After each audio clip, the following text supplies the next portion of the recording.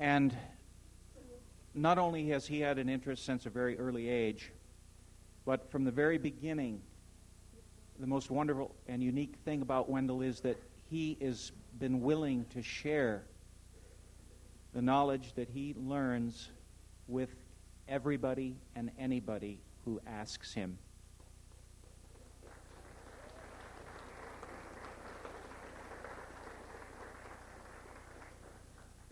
And this is so wonderful and so special and so rare. And tonight, he is coming to share a little bit of this knowledge with all of us again, yet again.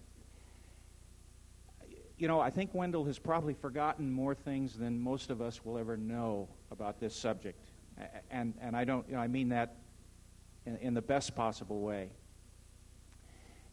And it's a rare treat tonight because he's going to talk on a subject that, in truth, for the last, 8 or 10 years anyway, it's a subject that he has been reluctant to continue talking about. He says, the Meier case, the Pleiadian case, that's old news.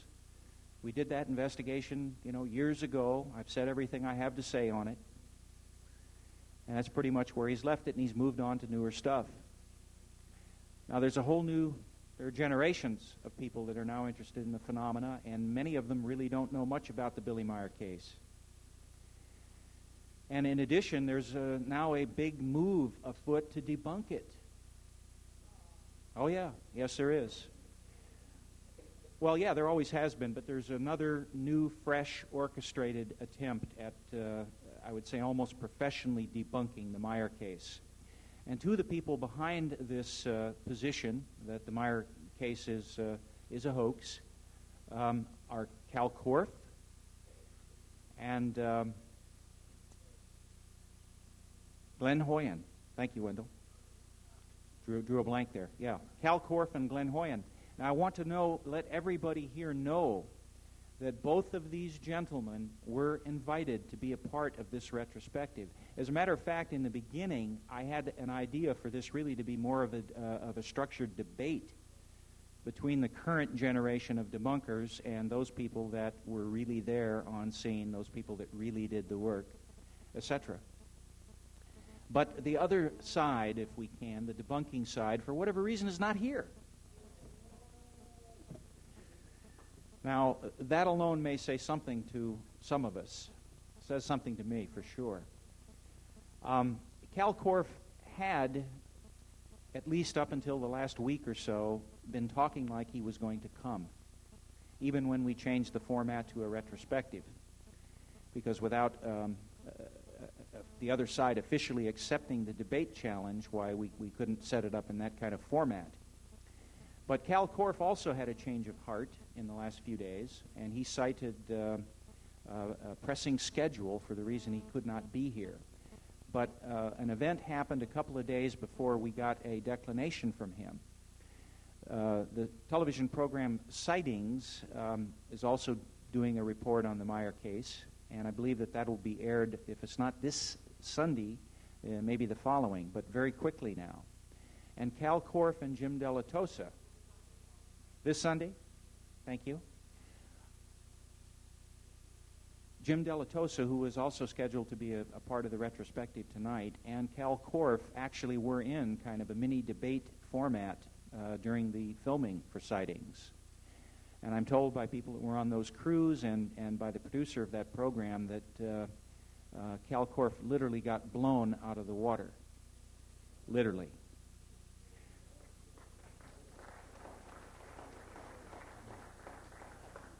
And my suspicion is that this is the reason, the real reason, that he may not be with us tonight. So, a brief word about Jim Della Tosa. Jim was the man that did the original photographic analysis on the Meier photos and negatives. And unfortunately, he had planned to be with us tonight, but I do know that for a fact that he has a major negotiation going on with Lucasfilms, Industrial Light and Magic right now, and some other very big Hollywood players on a couple of projects. And this is, of course, his livelihood now. regretfully, he is not with us tonight, but we do have his sincere apologies to convey to all of you that he's not here. He is, of course, the head of the UFO band who will be performing for us in concert on Saturday night. So you all will get a chance to meet Jim. And if any of you want to talk to him personally about the photographic analysis on the Meier photos, I'm certain that he will be equally receptive to speaking to any of you on an individual basis. So listen, I've talked much longer than I should have here, but I wanted to give you some background on this whole evening.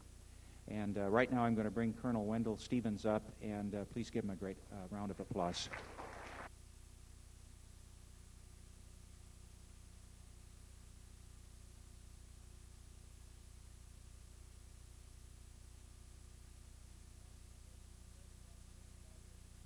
Can you hear me okay? First of all, I want to thank you all for coming to this meeting tonight. As Bob said, the thing changed quite a bit, so I threw my prepared lecture and notes out, and I'm going to do this extemporaneously. So I'm going to start from the beginning of the case and go from there and tell you details that have never been published anywhere and events that happened in sequential order as best I can remember them. So with that, Pleiades almost seems like an unpleasant word today, the way it's abused and bandied around and misused, but it's a very important word. The Pleiades are a very prominent star group in our history and mythology. Everything mentions the Pleiades someplace or other. It's in all of the mythological lore of all of the countries of the world, as a matter of fact. So, did this Meier case that is so controversial, did it start with Billy Meier? No. His case didn't start there, and there were other cases of visitors, human beings, coming here from the Pleiades before Mr. Meier's case with them started in 1975. In 1958, there was a man named Lloyd Zerbes up at St. Cloud, Minnesota, who began having contacts with beings who said they came from the Pleiades. And his contacts went on until about 4 years ago when he died of a cancer. And they went on all that time, and these Pleiadians conveyed a lot of information to him. He never wanted to get any public attention. They gave him technical data. They discussed physics and science, many sciences with him, very much like they did with the ones in Switzerland with Billy Meier. The Pleiadians that were visiting Minnesota were not the same Pleiadians as the one visiting Meier. Now, the word Pleiadians was our reference to that group. They have another name for themselves. We call them Pleiadians because they said they came from a star group that we call the Pleiades. Very apt name. The same thing with the others. The others came from the Pleiades, but they came from different star systems in the Pleiades. When we finally tied down the source of the Pleiadians visiting Switzerland, they said they came from a star that we call Taygeta. It's about the fourth brightest star in the 7 bright stars that make up the Pleiades. The case in Minnesota, in that case, the Pleiadians said that they came from a star group that around the major star that we call Alcyone. There's another Pleiadian group that said they came from a star, or human beings that come from what we call the Pleiades, said they came from a system around the star Merope. There was a Pleiadian case in South America involving an attorney, Enrique Castillo Rincon, who participated in a metaphysical study group, and at a beginning first with telepathic contact and then going on from there with some sightings. And then they were invited telepathically to choose a representative in that group for a meeting with those human beings who said they came from the Pleiades. Now, they didn't tell them initially this. This came out in the discussions later. But they chose Enrique Castillo Rincon to represent the group, and he followed the instructions, went out into a remote area south of Colombia, about 12 miles south of Bogota, Colombia, and met human beings who got out of a big spaceship and talked to him. They invited him aboard, and he went, and he had several subsequent visits aboard the spacecraft. That's another entire story in itself, and that began in the middle 60s, also before the contacts with Billy Meier began. So those are 3 cases. There are a couple more that I am aware of, and 2 of them began before the Meier case. So we can't say that they are copying Billy Meier. we might say that he's copying them, but he was not there, and the information on 2 of those cases was never published. So, the thing of interest here is, when did it all begin? It looks to me like the Meier case didn't start with the Pleiades. It started with another group that identified him when he was, actually, there's evidence that it started when he was a baby, when he was dying of pneumonia in the crib, and he was given up for dead. The doctor left, said he won't live until morning. And miraculously, he was breathing well in the morning, and he had almost fully recovered. Later, the Pleiadians mentioned they're saving his life at that time. He didn't know anything about this, of course. And when they mentioned it to him, he went back and asked his parents if there was something strange about the early days of his birth, and they told him yes, he had a miraculous survival. So that was the first clue that he got that there was direct interference in his life. At about the age of 8, there was a direct contact where he and his father saw an object pass, a disc-shaped object, pass at low level over a field where they were working. He asked his father about it, and his father said, oh, it must be one of those new German weapons. They live right across the border from Germany. They could see the bombers bombing the city right across, and they wrote it off. But he thought that it couldn't be the case because it was huge. It was a large disc flying at low level.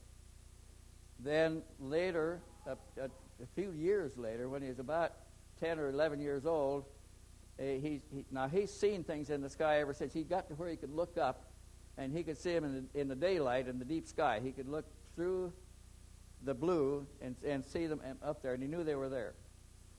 And then he saw them at night also. Then another close approach, and a pear-shaped metallic, silvery gold metallic craft landed in a field in front of him. The door opened, and an old man got out and invited him to come aboard.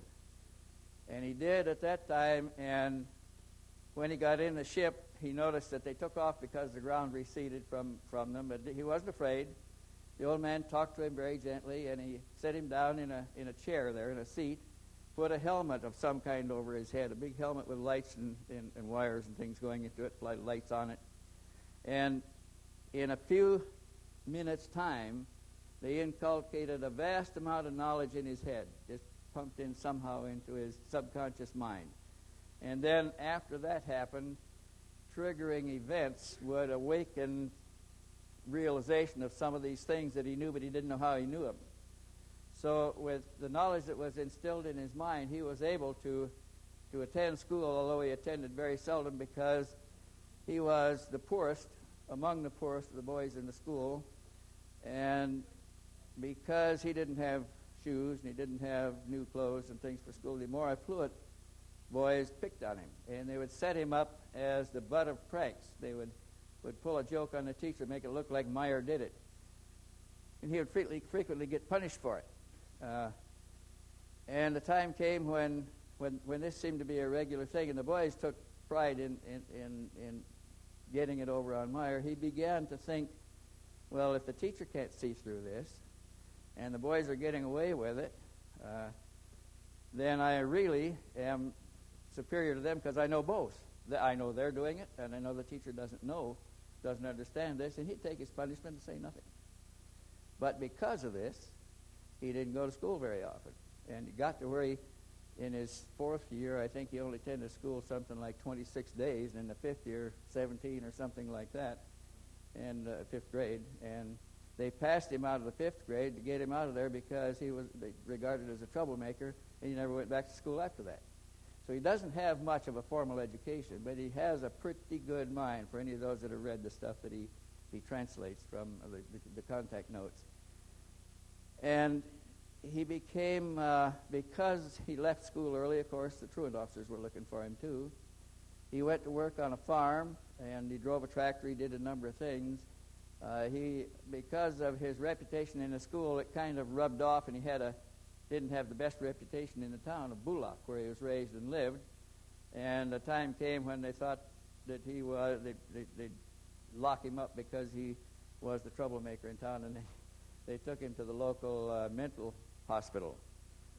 He escaped from there the first day by using simple things in his cell, and they picked him back up again, put him back in there, and put him in an isolation cell on the 2nd floor.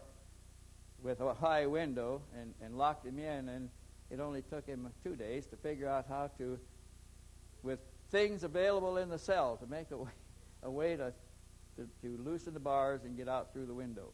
And he let himself out the window and dropped 2 stories to the ground, injured his ankle, and made his way to the Rhone River, or the Rhine River that went past there.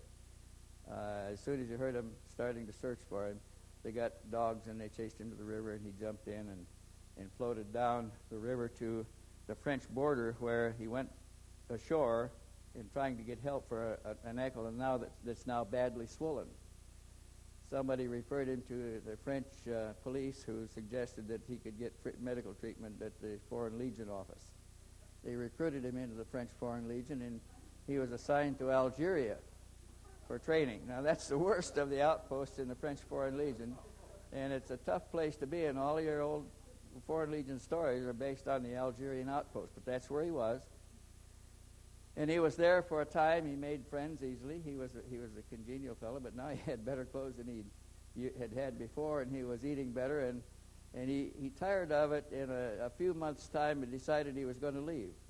Well, the old sergeant of his troop said, "You can't leave. Nobody ever leaves here alive." And he said, "But I'm going anyway."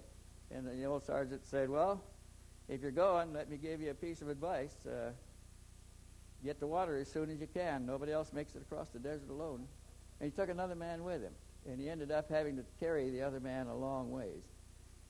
He got a long ways from the Legion outpost. They never did catch up to him, and he was at the point of death from lack of water when he came over a hill and he found an oasis, and they survived. He joined a caravan from there and traveled with the caravan, learning their customs, learning their religion, how they thought, how they believed, and that sort of thing. So he had a very colorful beginning, and about this time, the old man that had been training him, or about shortly before this, the old man said that he visited him for the last time, and he said, "I won't see you anymore. Another teacher will take over. Another instructor will take over." And it was some months, I think, before he heard the voice of the new instructor. It was a female voice. It turned out to be a human being, again, who called herself Asket.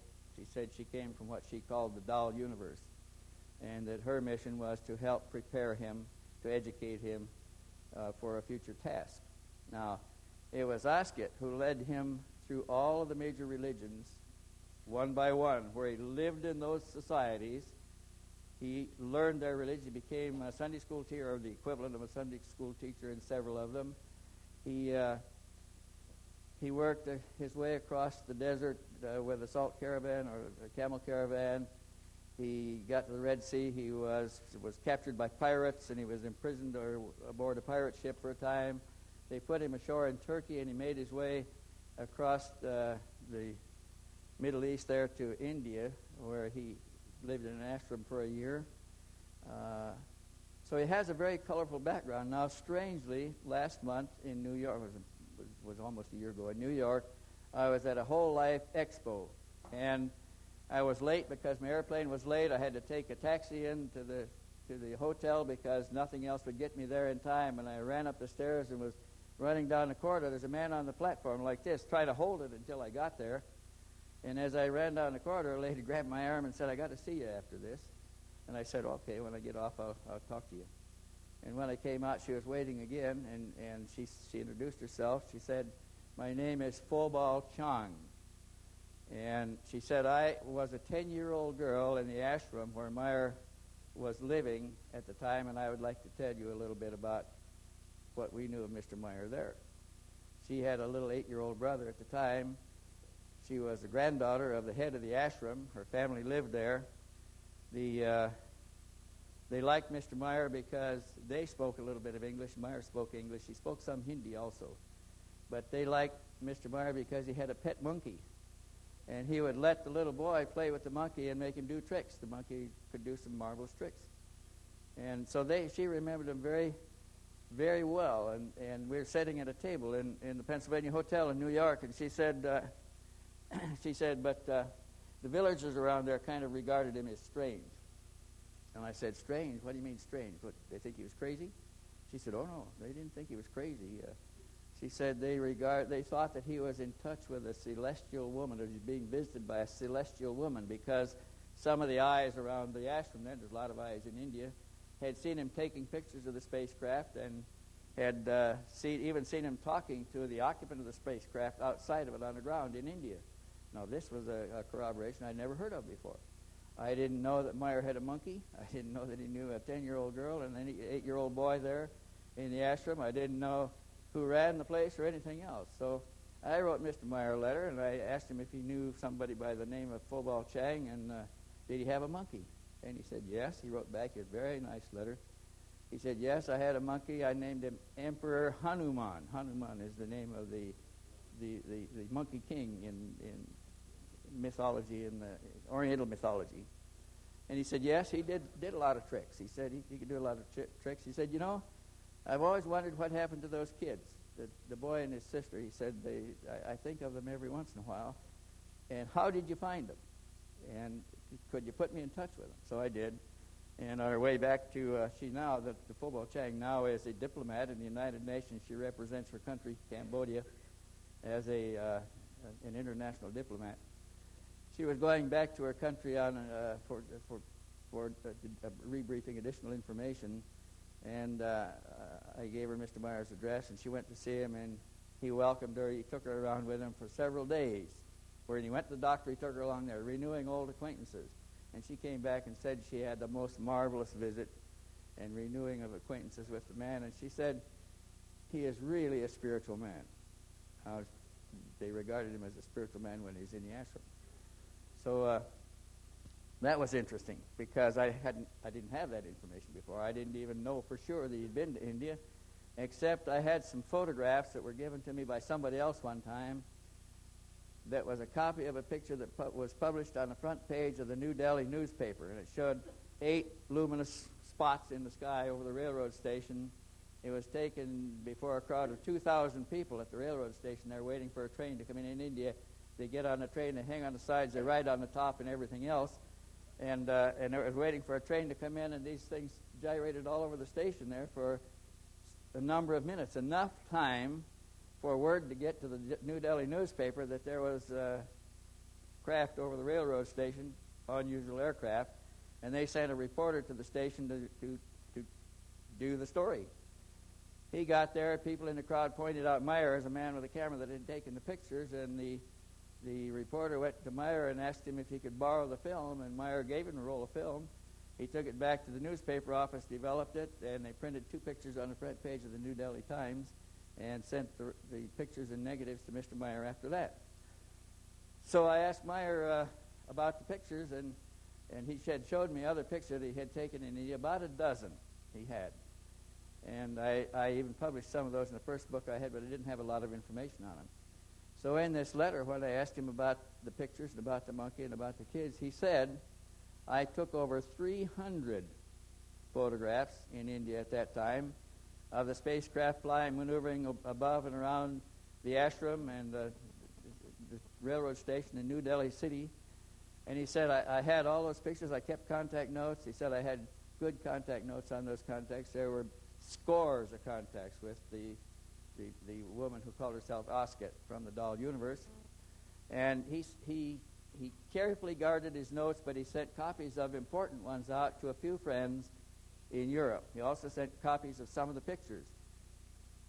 When he was coming back from India, he was unemployed all this time, so he's making his living by working at whatever he can do as he goes around the country. He was a snake catcher. He was a veterinarian. He dug graves. He begged for a living. Everything you can imagine to keep body and soul together. And on his way back from the ashram now, he's carrying some baggage. He's got his contact notes, and he's got his photographs, and he's got some clothes and things that he'd accumulated there. And he accepted a job with American drug enforcement people, intelligence agents, pursuing a drug-running ring in Turkey. And he infiltrated the ring the Turkish ring and was arrested with them when they were arrested coming across the border into Jordan, was thrown into jail with the rest of the ring, punished, beaten, and they took all of his things away. And when we finally got him released, they just opened the door and told him to go and don't look back. He didn't get anything back, but he carried with him. He lost his contact notes, he lost his pictures, he lost everything in Jordan. So he doesn't have a whole lot of record of what happened in India. He only has what he was able to recover from friends in Europe that he had sent out while he was there, and that's 3 or 4 of the contact notes and about a dozen or more of the pictures. So how did I get involved in all of this? I was collecting UFO photographs, been doing that for a long time, and probably a dozen years or more before this, and I had over 2,000 pictures in my file, photographs of UFOs. And I had been exchanging UFOs with UFO collectors, investigators all over the world, and I had a lot of contacts. One person that I was exchanging information with was Lou Zinstag in Switzerland. She was a multilingual journalist who published the first UFO journal in Europe in German in Basel, Switzerland. It was her area where this was all taking place, and shortly after Meier got back with the first pictures taken on the 28th of January 1975, they came to the attention of Lou Zinstag. She went to see him, and she found a poor farmer living as a guard on a property, a caretaker on a property that was not being occupied by the owners. And it was a very simple family, a man with a wife and 2 or 3 children they had at the time. She talked to him about the case and about the pictures that he had been taken. And her first question, she was a devout fundamentalist Christian. And one of the first questions she asked him was about, did they have Jesus Christ? And he said, no, they don't have that concept there. They don't have their creation is not personified in our image. It's not like us. So this turned her off a great deal, because this flies in the face of her basic religion, and she's an older lady, and she didn't want to give that up. So she said, well, I like the man. He's a simple man, but he doesn't have Jesus Christ. The beings may not be all that good. But he gave her about 12 of the pictures at the time. And she took the 12 pictures back home, and she wrote me and told me that she had something very interesting to show me, and she thought that she ought to show them to me personally, that she was going to come to the United States in 2 weeks, and if I'd meet her at the bus station, she would bring them with her. So a few weeks later, 2 weeks later, I met them at the bus station. They called me from New York and told me which bus they were on. And when they arrived, it was Lou Zinstag and Timothy Good traveling together. And they were on their way. They were bringing the pictures to show me of the Meier case, 12 of them. But they were also basically here to do their own investigation of the Adamski case. And they were interested in investigating what could still be investigated of the Adamski case. And they were on their way to Vista, California, to talk to any of Adamski's old neighbors and relatives that might still be around there to reinforce some information. Now, Lou Zinstag had a very personal interest in the Adamski case, because when he went to Europe on the 2 trips he made there, she was his translator. She went around with him as his translator in the Netherlands, and when he went to the Vatican in Italian, and in German around the central part there. And she was very much impressed by the Adamski figure, and she kept a lot of notes on things that they were doing. She kept a diary and made notes on Adamski and himself. And they were over here to re-verify information, from which Timothy Good later wrote a book on Adamski. And he started with Lou Zinstag's manuscript, which was the notes that she had been preparing on Adamski and her experiences with him since his visits to Europe. And he had now passed on, died of pneumonia in New York, or in Maryland.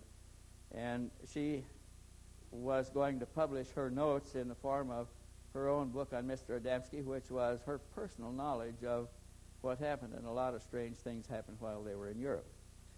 So Timothy is traveling with her and was a little bit stronger figure, and he started with her notes, then he added a whole lot of notes of his own, and then he took a bunch of her notes out, so that when Timothy Good's and Lou Zinstog's jointly written book came out, she still was dissatisfied because the story hadn't been told the way she wanted it told. So she sent me her original basic manuscript of notes on the case. The book that she wanted to write wasn't written. She still wanted to publish that book. So I took them, I put them in my file, and I had them there. I had them there for years. And when the poor lady died some years ago, I took them out and I looked at them, and I thought, there's really a lot of information here that has never come out. I'll publish them. So instead of trying to modify them or rewrite them, I took her notes, warts and all, with her handwritten corrections in there, photocopied them and reduced them to pages, and printed that book you see in there, the George Adamski, Their Man on Earth. That's Lou Zinstad's book. That's her title. I didn't change anything. The notes inside are the same. Her editing errors are there. Everything. But it's her personal idea and feeling about George Adamski. Now, this was a problem for her also because in the Meier case, when Mr. Meier took an interest in any other UFO case or any other UFO figure, the Pleiadians would tell him, don't need to pay any attention to them, it's no good, it's a hoax, or it's being faked, or something like that. And Meier was interested in Adamski because he was popular at the time, and the Pleiadians told him not once, but a number of times, that Adamski was a big fraud. They told him one time that Adamski didn't take the pictures that were attributed to Adamski, that they were taken by another woman and stolen by Adamski, or that he conned her out of them. And, of course, that's not entirely true either. So we found that the Pleiadians didn't always tell the exact truth. They told Meier what they wanted him to believe, whether it was really true or not. They were guiding his thought patterns, guiding his reactions, controlling everything that developing him the way they wanted him to develop. So Meier never did like Adamski. He always thought the case was a fraud. They did this to a number of other key figures that we had substantial reason to believe were legitimate and real, like the Kelvin Rowe case and several others that involved spacecraft of the design that Adamski was talking about. Now, when they got to when they looked for the intelligence agents that Adamski called his case officers. When Adamski started taking pictures, the Navy at Miramar Naval Air Station out there in California came to Adamski and asked him to watch a certain part of the sky and take whatever he got, let them know about it. They knew that he was in telepathic contact with an intelligence. One of the reasons they came to him. So he took remarkable pictures, but every time Adamski had a substantial contact and reported it to the Navy case officer, finally they assigned a second one, so that if he couldn't catch the first one, he could get the second one. And then the Air Force would send an executive VIP jet out to Miramar Naval Air Station from Washington to pick him up and fly him back to Washington in a military jet. And they'd keep him overnight, debrief him, whatever they wanted to ask him and tell him, and then send him back in a VIP jet again the next day. So if his case was all such a fraud, and everybody knew it, why were they doing this? But when Adamski was in Washington, I hope I'm not digressing here too much, the reason he wouldn't stay in the Pentagon. If he's going to be overnight at any time, the Pentagon always offered him a place to stay, and he wouldn't stay with the military because he was afraid they'd do something to get control of his mind, put something in his drink, hypnotize him, or something like that. And so he wouldn't stay. He'd say, no, I'm leaving, and he'd walk out of the Pentagon, go across, take the ferry across to the other side, and go to the Rotifer's house. Madeline Rotifer and her husband lived on the Maryland side across from the Pentagon, and he used to go over there because he had known them from before, and he would stay with them. And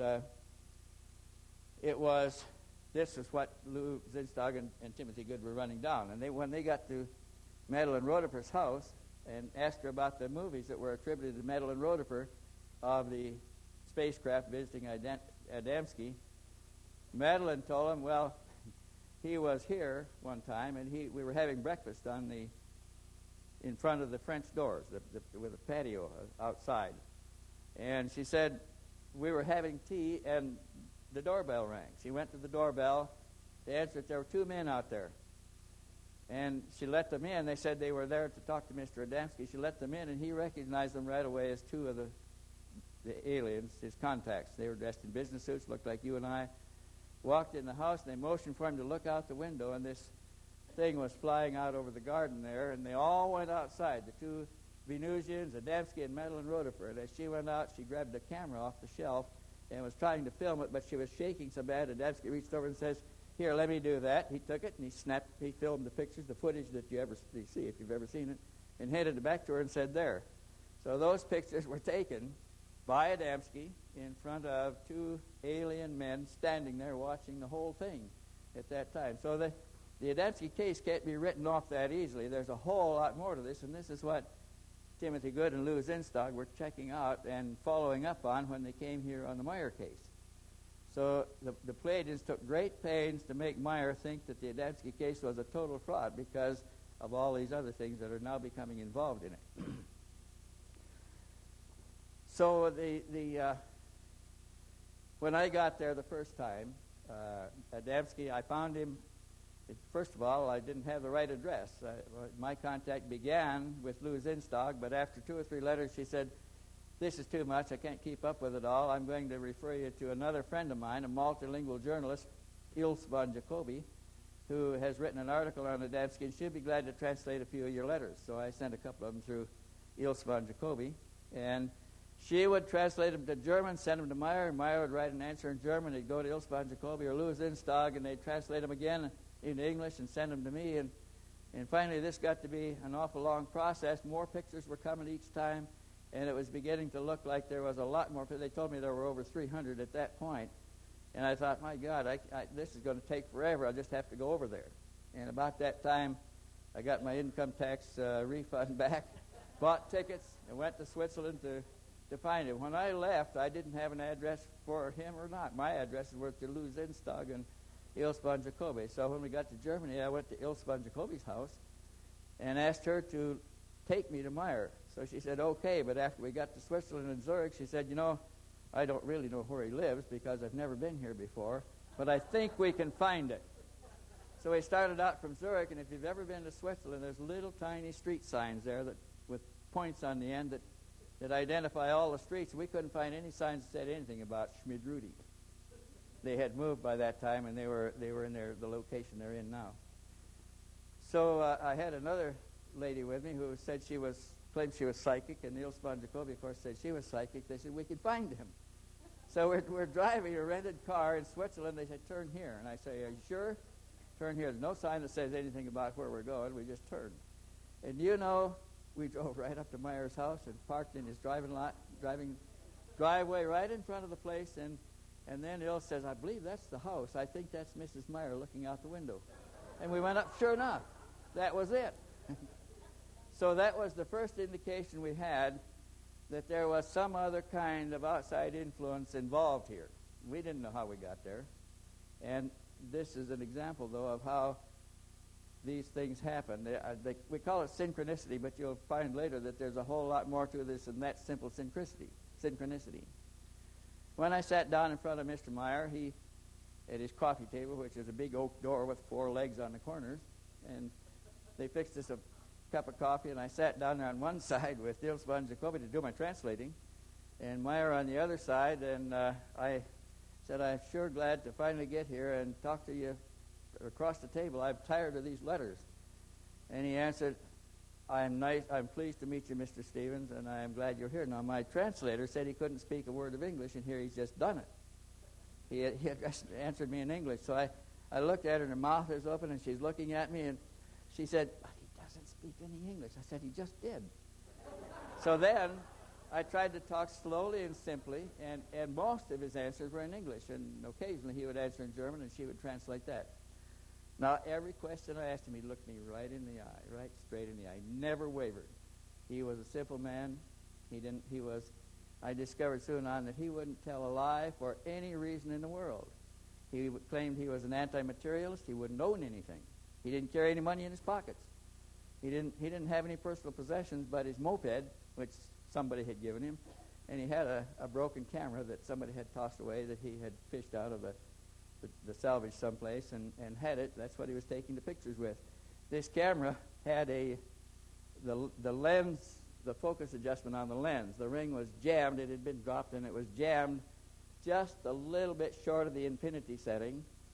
And the mirror, it had a window beside the lens. It was not through the lens focusing. It was the kind that has the window on the side. And it has a mirror in it to give you the correct parallax so you could shoot a decent picture with it.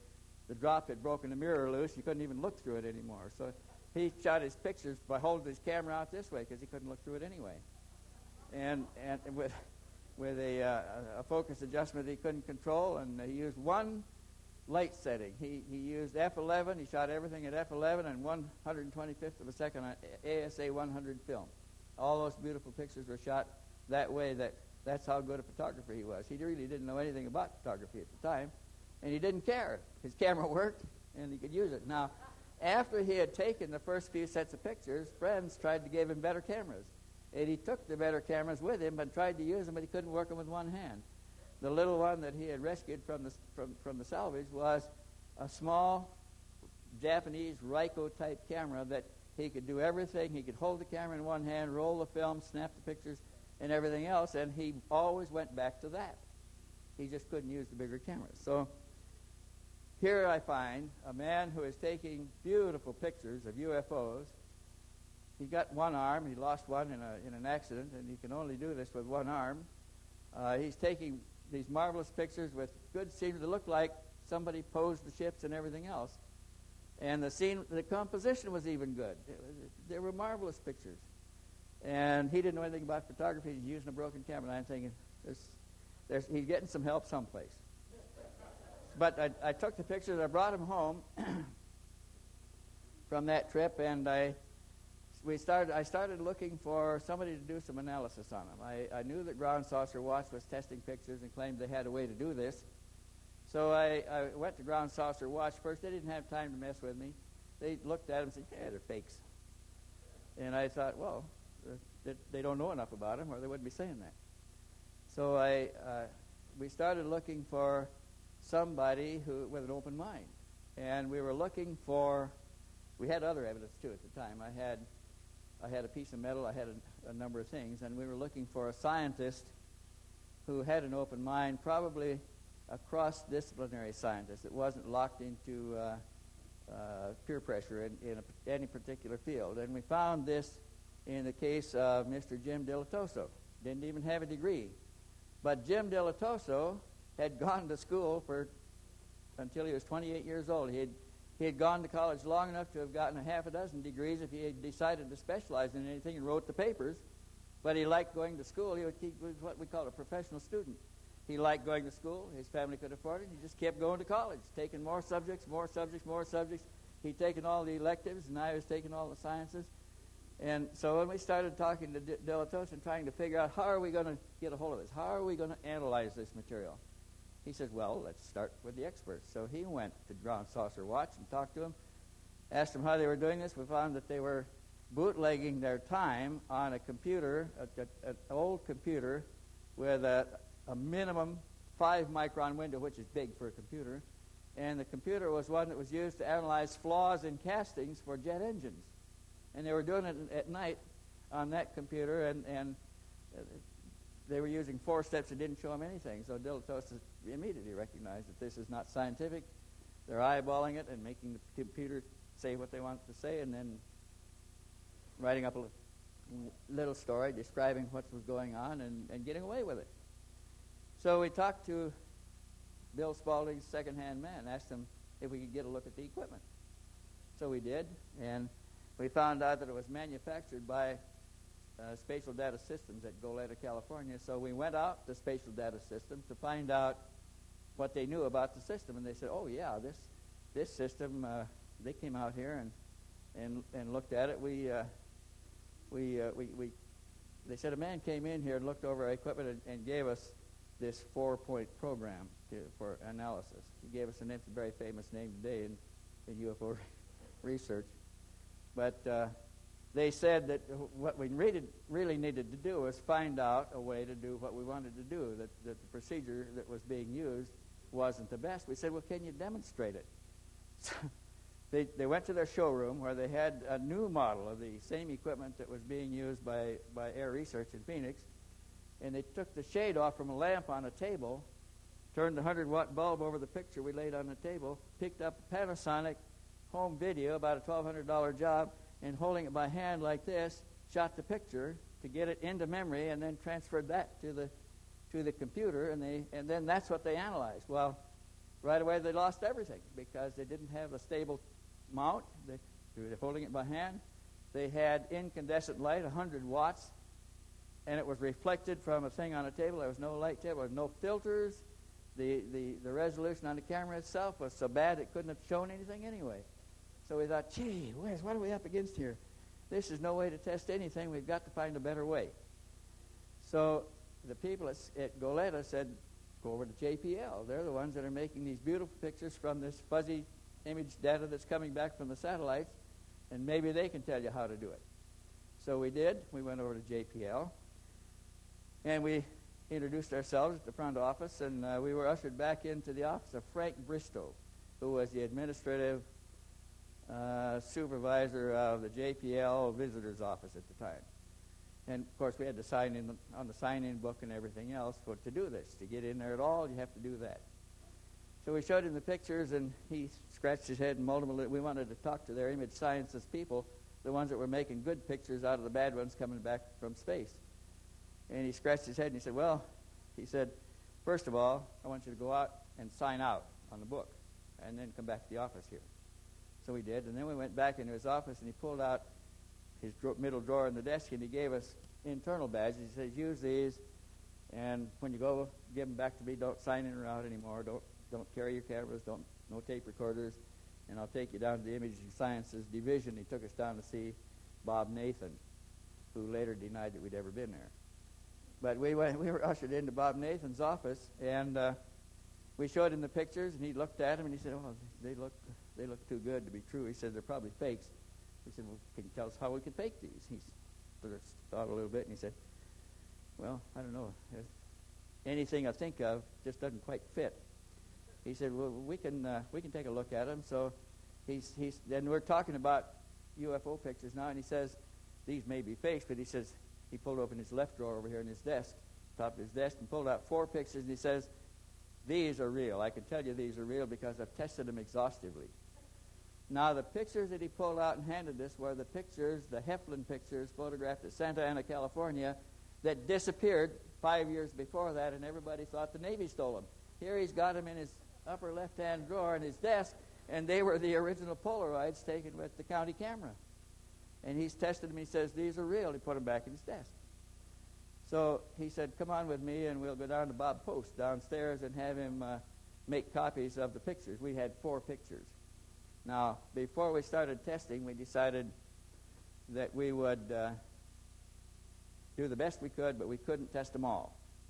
So we would pick the best picture in a series, in a sequence of 4 different sequences, 4 different pictures, from 4 different sequences, and the best of the lot for testing, the one that had the most image data in it. And that's what we were carrying with us to Bob Post's laboratory. And that's what we went downstairs and rephotographed, and he made negatives and positives and everything else and gave them back to us. And they ran their own testing, and they said, we can't give anything out of here. We're not in that business, but we'll tell you how we're doing it, and you can go to the manufacturer of the same equipment array. They were using Deanza equipment at JPL at the time, and we copied the model numbers off from everything that they used, and went to the Deanza factory where we set up another line and duplicated what they did the way they told us they were doing it to get the first image data report we had on the pictures, which turned out to be a pretty good one. When we found Jim Delatoso, going to back up a little bit here, he was working on a color synthesizer for, I think it was Motorola Systems, had commissioned him to find the color equivalent of sounds and try to create a device that would project colors in the same vibrational frequency but higher in the octave as the sounds. For instance, sound vibrates at a certain frequency, an octave or two above, the same color may be red. And he was working on that when we found him. Later they patented the thing. But we picked him because he was a multidisciplinarian. He didn't have a degree. He wasn't stuck in anything. But wherever we went with him, wherever we took him, he spoke the jargon. And we discovered this immediately when we went to the computer manufacturers. They thought he was a computer manufacturer. And actually he was, in a sense, because his father was making computers at the time. But when we went to the laser people then, he spoke the laserology lingo. And they thought he was a laser expert because he spoke their language. Every discipline we went into has a characteristic lingo and a certain kind of language that those specialists in that field use. So everybody thought that he had a doctorate in whatever we were talking about. When we got to optical sciences, the same thing. And so we found that we could make friends in every discipline easily because of Jim's familiarity with everything. But because he's familiar with everything, he also knew more than most of the people who were disciplined only in that subject. And that's why they thought, gee, this guy knows more than we do. That's why we used him, and that's why we got in a lot of doors that we otherwise would not have gotten into. So later people come along and say, well, he doesn't even have a doctorate. Well, he didn't need a doctorate. He later wrote a paper, did it in a week, and sent it in and got a doctorate. You know? So he didn't need it. But to come back to what we were doing now, we're doing our testing here. We're being challenged by everybody on the nature of our testing. And about this time, we were invited to go to the SPIES conference in San Diego. The SPIES conference is an imaging sciences conference where they draw in the latest state-of-the-art manufacturers, engineers, designers, programmers, and everything from all the big manufacturers all over the world into a conference in San Diego. And they do it once a year. And when we got to the De Anza Systems factory to try to use their equipment, they were getting ready to go to the SPIES conference, and they says, why don't you come with us down here? You can come as our guest, and we'll see what other people have to think about how we're doing this, and maybe we can get some good recommendations. So we went down there, and after they closed the exhibits every day, which was about 10 o'clock at night, we would get people that we had picked out that were manufacturing cutting-edge technologies. And we'd push them together in a big display room there and hook up new arrays, different arrays, and try different testing. We learned a whole lot of things out there. We learned that you can take a flat two-dimensional picture, for instance, and that in just a flat picture, black and white or color, you can find out how many objects are moving in the picture, which direction they're moving, about how fast relative speed they're going. And this all had to do with things that we were learning as we proceeded. So we came back from there and set up a testing program in Phoenix using special selected arrays from this and began testing our own pictures, and that's where we got the test data that we published. Now, that was way back in 1979, so we've done it again in anticipation of what was going to be a pro and con discussion here.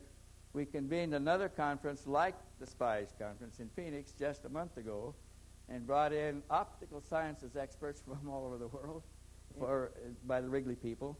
And they were interested in the optical sciences. And from that group, we posed the problem, how do we test these things today? How can we get a better way to do it? And they studied it for a few days, and we invited some of the selected experts into another meeting in Dilatos's office, and they said, well, your technique was pretty good before, but here's what we can do now. And so we had prepared to bring one of the experts from that meeting out here. He was impartial. He didn't believe in UFOs and didn't care whether they were real or not. We were going to have him critique the methods used by the people that say that they have found a positive proof that these pictures are all fake. And they didn't come, so he didn't come. Now, back to the Swiss case. There were things that developed in this case as we were going that were unbelievable. First of all, when I got there the first time, Mr. Meier took me around to a number of the photographic sites, and we walked over them, and I could see right away that this is going to be difficult to suspend models in. You can't throw them in. You can't shoot them in. You can't. The terrain would slope down steeply like that for 1,000 feet, and the pictures were taken of the object out over the valley. The other side of the valley comes up 5 miles away, so there's no way they could be suspended. And I called Lee and Tom, who had from Intercept. They were friends of mine in Phoenix with a little intelligence business, and they were performing debugging, electronic debugging of telephone systems and bank computer systems. And they were doing a job in London for some London banks, and they were there at the time. And I called them and said, "You got to come over here and see what I'm seeing. This guy couldn't have faked these." And up to this point, I thought there may have been a way to do it. And I said, "There's no way that can be done." So they came over the next day, and we walked over the sites again, drove over them. And looking at them once more, they said, "Well, this is going to take some sophisticated equipment, but we can work it out. We'll rent laser surveying instruments so we can measure distances across valleys, and we'll take pictures. We'll try to duplicate it. We'll make models and suspend them into the scene and all these things." And we went to a number of sites, and they came away. They said, "We don't do this business, but this is interesting, because if he's faking it, he's got a new technique, and we're going to find out about it." Now, these men were licensed private investigators in the state of Arizona. They also had international licenses, which they were using in London, already had business in Zurich. And so we did. We rented laser surveying instruments to shoot distances across valleys. We could measure distance, we could measure levels, we could measure elevations, we could measure a lot of things. And we brought the data back to Jim Delatoso, and using the geometry of the lens and the distances that we measured, we could calculate the approximate size of the craft very easily. From the photographs, with other techniques, we could tell whether they were moving or not, which direction they were moving. So now we were building a database that was very interesting and becoming quite exciting. We had metal specimens that we took out to a private laboratory. The head of the IBM research, the designer of the inventor of the floppy disk and magnetic tape, Dr. Marcel Vogel. Well, he wasn't even a doctor. He was like Jim Delatosa. He was a genius, but he invented the floppy disk and the tape for IBM. And he had a laboratory in his house, and he agreed to test our metal specimens for us because he was a metallurgist to begin with. And he's the one that did the testing that came later that showed that this was probably a material. You going to leave, Michael? Oh, okay.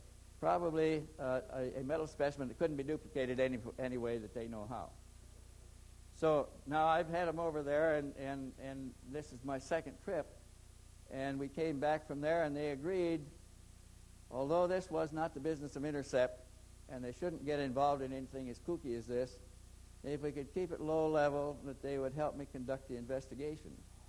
By this time, I had been back once to APRO, and I now knew that the investigation isn't anything anybody's going to conduct in a short time. You can't do it in a few days, and you can't do it in a parlor like was the normal procedure for UFO groups. They go to a case, interview the man in his house over the coffee table, make some notes, and go back and file a report.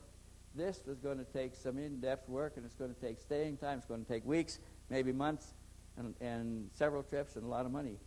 So I was trying to get support for this. I realized there's no UFO club in the country that can afford to conduct the kind of investigation that would be necessary to find out what's really going on with this case and with these beautiful pictures. And once they agreed to do this over the telephone, things began to change. We began to be followed every place we went. Our telephones were tapped. And at first, this was very disturbing because they didn't know why it was being done. Why would, if our government denies the existence of UFOs, why are they tapping our phones and following us around? I was followed so often, I knew which cars were the cars that were doing the following. I could recognize them, and they would stay. They'd keep at least one car between me and them all over town and wherever we went, any place. So when we were going to have a meeting to discuss something, Lee would call me at home, and he'd say, "Go to a public telephone and call me back at such and such a number in 5 minutes. If you don't make it in 5 minutes, go back home, wait for another call." I'd go do that, call him from the grocery store in front of the Circle K or whatever I could, And he'd say, meet me at the usual place. By the time I got halfway across town, my green Cadillac, or Lincoln, it was a green Lincoln sedan, would be behind me. It was driven by a man who once ran for county attorney in the city of Tucson. He was always there. He's an elderly man, wore a nice business suit, gray hair, but I couldn't shake the guy. And they had relays too. They could pass it off. So I'm telling Lee, why are they doing this? If there's nothing to this, why is this going on? And so we used to meet at Picacho. It's a landmark between Tucson and Phoenix where we could go up the side of a hill and see everything below us coming from every direction. And we found that later they had even bugged the site where we're meeting. We gave too much away. So now a time came when we're going back for the second trip, and we've talked about it a couple of times on the phone, and then we went to these strange secrecy techniques like kids, trying to get away with something, and we decided that they decided they would join me in the investigation, which now is going to be a deviation from their pattern. And a few days after that, about 10 days after that, Lee got a letter in the mail from the Knights, with the return address on the corner said the Knights Templars of Malta, and it came from London. It was an airmail letter. And inside, on engraved parchment, was a typed letter that said, we believe we have interests in common. Please, and that you may be coming to Europe in the near future, please contact us by telephone. Well, we decided we wouldn't contact them by telephone. We didn't need any help. And what were they talking about? We hadn't a good idea what they were talking about, but we are not going to tell anybody. We're trying to keep the whole thing secret. So we didn't respond. And 2 weeks later, we got another letter in the mail. This time it came on House of Lords stationery, engraved stationery again. Now, the first letter from the Knights Templars of Malta was signed, after the brief little 2-paragraph message, was signed Mark Nathan, Secretary General of the Knights Templars of Malta. So now we reject that. We don't do anything about it. The next one that came on House of Lords stationery, and it's a letter inside the same way. And this one was another invitation says, you didn't respond to our last letter. We still are interested in a communication. Please contact us as soon as you get to London. Now, we hadn't told anybody we were going to London. I hadn't even told my daughters I was going to London. So we decided to ignore that one, too. Now, this letter on the House of Lords stationery was signed again, Mark Nathan, Secretary before the Rod, or something like that it was. It's a strange secretary title that's used in the House of Commons in London.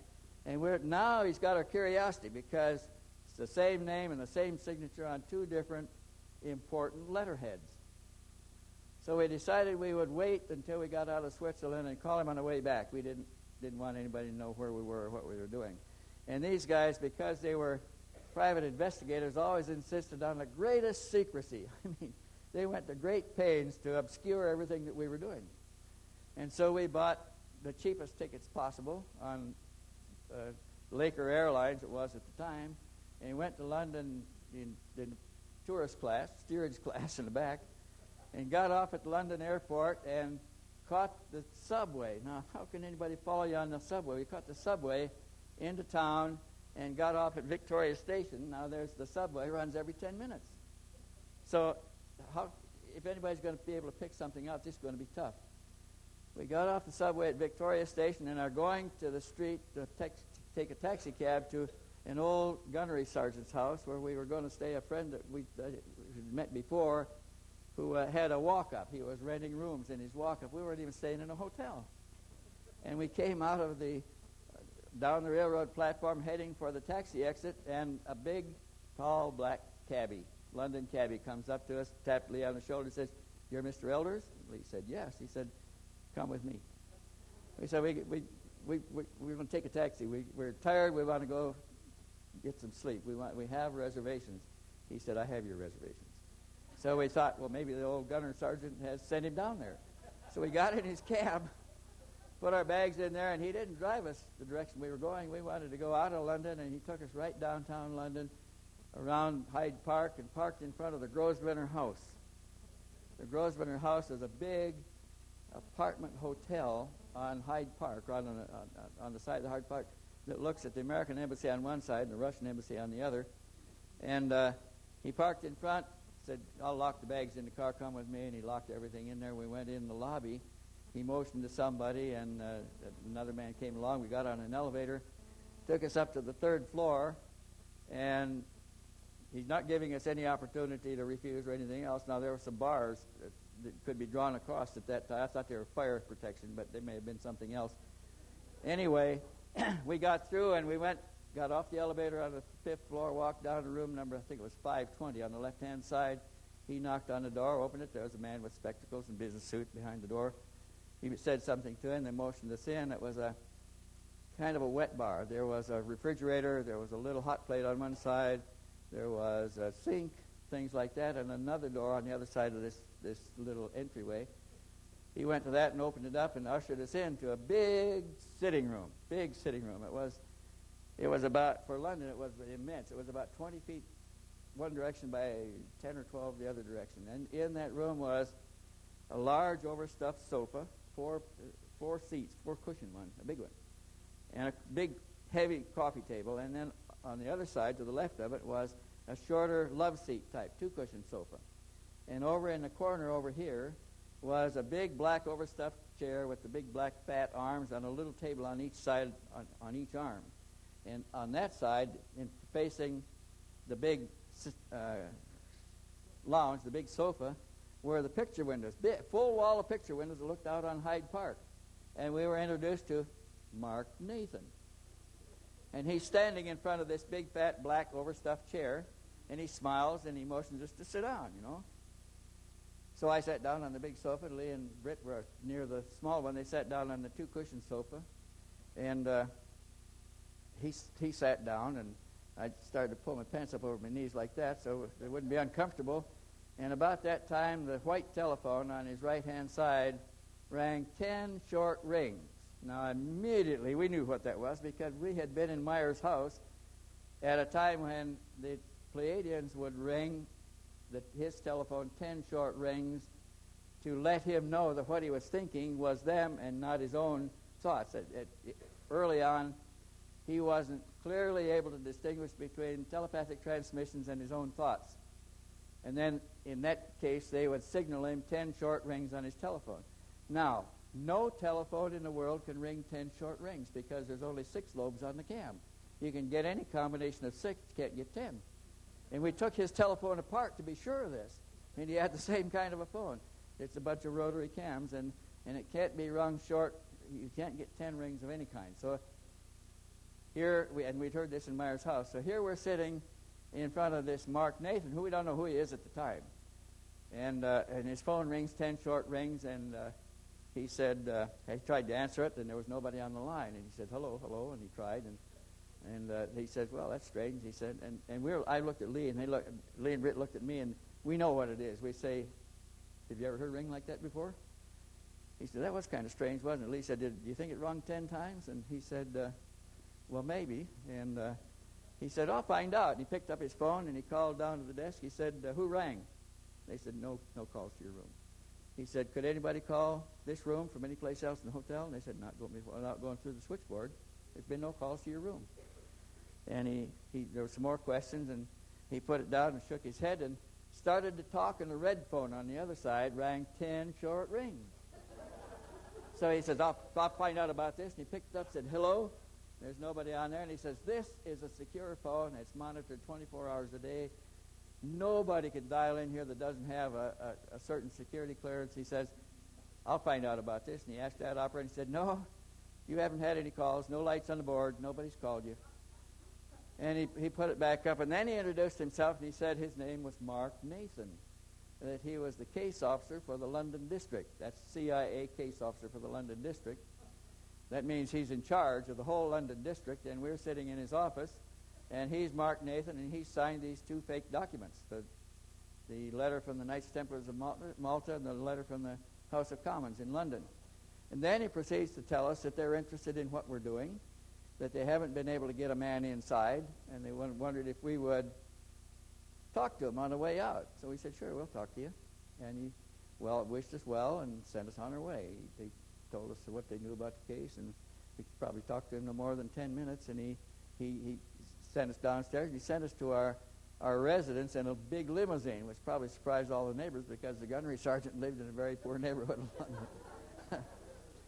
And then, after that, every time we went in and out, we were picked up by the CIA, taken to his office, and we were either asked what we were going to do going in, or we were asked what we did when we came out.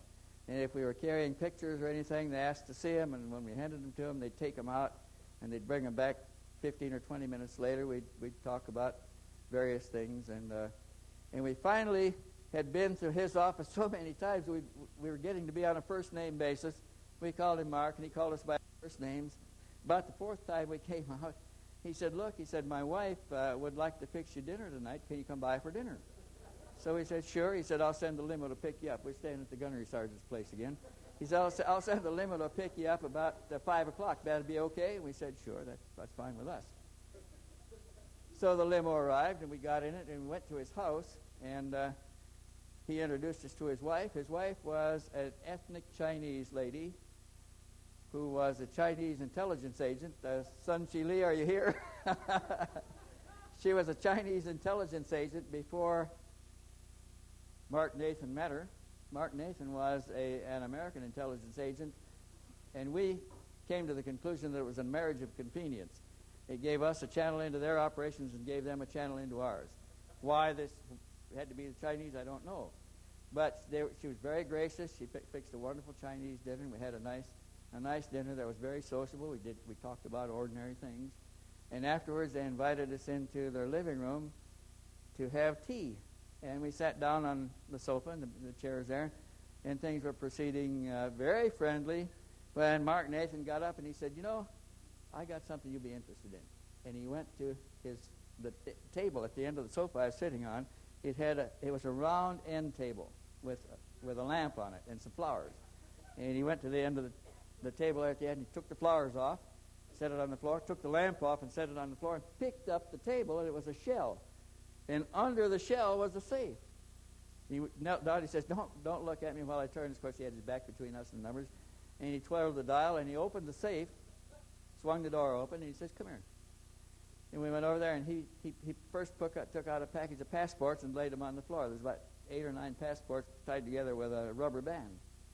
And Lee says, are all those yours? He said, yeah, I travel a lot. So Lee says, well, what countries are they? And he handed them to him. Lee took the rubber band off. There was India. He had a passport from India with his picture and signature, passport from Canada with his picture and signature, passport from a Scandinavian country, an American passport, a diplomatic passport, a security passport from, he had 8 of them, and his name and signature in them all. And Lee says, well, you must do a lot of traveling. He said, I really need them once in a while. And but he was setting things out, and he got down to a paper bag, a grocery bag, about that size. And he took it out, and he said, this is what I'm looking for. And in the course of getting to the bag, he moved 8.5 by 11 mimeograph booklet that was about 3/4 of an inch thick, had a blue cover, had a red stripe down from the upper right-hand corner to the lower left-hand corner. He took it out and laid it on the floor, and then he put some other things on it, and he handed the bag to Lee, and what was in the bag was miniature pickups. There were pickups in there so small that you could take the eraser out of a lead pencil, put the pickup under the eraser, push it back in place. There was a little wire that stuck up along the side. He said, this can transmit as much as 500 feet. But he had things that you could put them in a lot of other things, too. And Lee said, boy, that is remarkable. Technology says this is the latest state of the art. So then he showed us a couple other things he showed that he had in there. And then he started putting everything back in, and he put the blue book with the red tape on it in there, and he put the passports on the top and closed the door and twirled the dial and put the shell back over again and plants back on and the lamp. And we went on talking. And he drove us home in his limousine that night. We walked up our walk up 4 floors to the bedroom, and it was near midnight, and we were tired. And I walked in Lee's room with him and Britton, and he started undressing. He took his keys out of his pocket and laid them up on a wardrobe, a standalone wardrobe like that that you put clothes in. And he dumped all the change in his pocket up there. And he laid some other things down. He started taking his shoes off, and I said, well, I think I'll go to bed. And Britt said, well, we'll see you in the morning. And I heard him lock the door behind me. I went across the hall to my own room. It was right across from their door. The next morning, I get up early. The next morning, I was up about 5 o'clock, and I thought, before I left, I said, hey, I'm going to go down for early breakfast. You know, if we wait too long, there's not much left. So if you want me to wake you up, fine. And Lee said, yeah, get me up. We'll go for a walk. So I get up about 5 o'clock, and I went across the hall and knocked on the door, and I heard a sleepy voice, and he come and unlocked it, and the hair's all over his head, and he's standing there in his shorts. And he said, oh, come on in. I'll get ready, get dressed. So we went in, and I sat down in a little chair beside the sink there, and he went over and got his shirt and put it on, pulled his pants on, and then reached over to get his change and his keys off the wardrobe, and they're not on the metal that he laid them on the night before. They're on top of a 8.5 by 11 blue book, about 3/4 of an inch thick, with a blue cover and a red tape running from the upper right hand to the lower left hand corner across it. And he looks at it and he says, Jesus Christ, you ever seen this before? And I said, yeah. It was in that safe we looked at last night. He said, yeah. He says, what did it say? We looked at the cover, same thing. He says, oh, we got to call Mark and let him know what happened. Now, we woke Britt up and says, how did this get here? And she says, I don't know. I didn't bring anything back last night. Do you bring anything back? No, we didn't bring anything back. And we're puzzling about this. And he said, well, we got to let him know. So we went down to the phone at the landing in the stairs in the hallway, called Mark Nathan, got him out of bed, told him, we've got your blue book. He said, oh, no, you haven't. He said, it's in the safe. But he said, well, you better look and see if it's still there, because we got one just like it in the room. So he said, just a minute, I'll take a look. And he came back about less than 5 minutes later, all out of breath, and he says, where did you get it? You haven't looked at it, have you? We said, no, we haven't looked at it. We're not concerned about it. He said, don't look. I promise you won't look at it. I'll be right there. And he whistled up in about 12 minutes in his limousine, ran all the way up the stairs, came to the door out of breath, and he says, where is it? And we said, we haven't touched it. It's right there on the right where we found it this morning. He picked it up and looked at it. He said, Jesus Christ. He says, how did you get it out of the safe? We thought, we don't know. And that was an example of what I call interference that was perpetrated by somebody. That was one example. There were lots of examples. This is what makes this case so credible. You don't have to ask me whether I believe it or not. I try not to assert that it's real, because there's a lot of things I don't like to assert. But there are things like this all through the case that make it highly credible to me. The ringing of the telephones, the things coming out of locked safes. We were coming out of there one time with some pictures, 300 pictures that I had bought from Mr. He always insisted on giving them to me, and I didn't want them free, and I'd pay him for the cost of reproducing them. And we're coming out with those, and when we got to the railroad station and got on the train, now we didn't have tickets or passports or anything. I mean, we had passports. We didn't have advanced reservations or anything. We got on a train and rode to the French border, and when you change trains in Switzerland when you go into France, by the time we got to the French border and changed trains and got on a car, there was nobody else on the car. There was a French officer sitting on one end, a police officer, and we got on the car, and we thought he was just monitoring traffic coming in. When the train pulled out, nobody else got on the car. We walked down to the other end. There's another police officer sitting on the other end of the car. And we asked him if there's anything about the car, and he, no. And we rode all the way across France, just 3 people in that whole darn train car with a French officer on each end all the way to the port where we got off to go take the boat train across. Why that was, I'll never know. I've never been on a European train with nobody else on the car but me. And the only thing that was different is we had 300 pictures with us. And the officers never said anything. I don't think they even knew why they were there. And maybe they weren't there for that reason, but it was really peculiar. Another time when we were carrying pictures, we got off in a crowd of people, and you know, Michael, when you get off and you get in a crowd, you get in a long line to go through customs, right? So we got a lot of always carried a lot of stuff. So it takes us longer to get there, and the whole line is ahead of us. And we're way back down the line and thinking we'll never get a seat on the ferry boat because we're too far back. All the seats will be gone. Well, we're standing there talking. Lee gets tapped on the shoulder. It's a French customs officer. Tapped him on the shoulder and says, motion for us to come with him. And we went past all the people in the line. He opened another station to the left that was unmanned. Motioned for us through, checked the passports, stamped them, motioned us on. We got through, and he closed the station and went and left. Now, why that happened, I'll never know. When we got down on the starting platform, we were supposed to catch a certain train and car, we thought, and we asked there's a policeman there, where it was. Should have been on this track, and just on that track over there, number 14. So we said, but it's over here. No, on that track over there. But there's our train over there. So we followed him and we went over there, and the train pulled out. And we got to our destination okay, but we were on a different train entirely. Well, that time we had some intelligence agents following us that somebody didn't want following us, and they got on the right train, and we're on the wrong train. And the intelligence agents that thought they were on a car we were on got into a fight on a railroad platform in Amsterdam, were arrested and thrown in jail.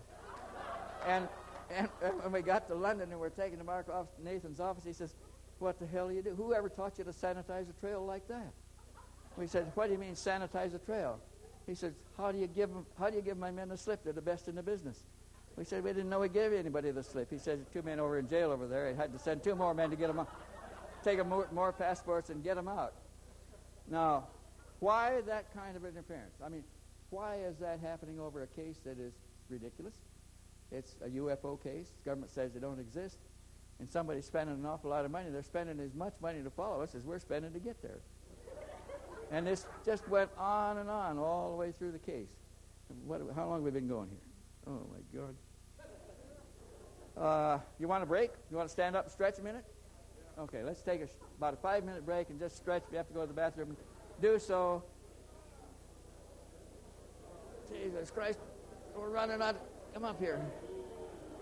Can you tell them the story about when... And I was at the house, and Meier had been ill all day. He had the flu, and he hadn't eaten any breakfast, he hadn't eaten any lunch, and it was late in the afternoon, about 4 o'clock in the afternoon, and he was pretty weak. He'd been laying on the sofa all day.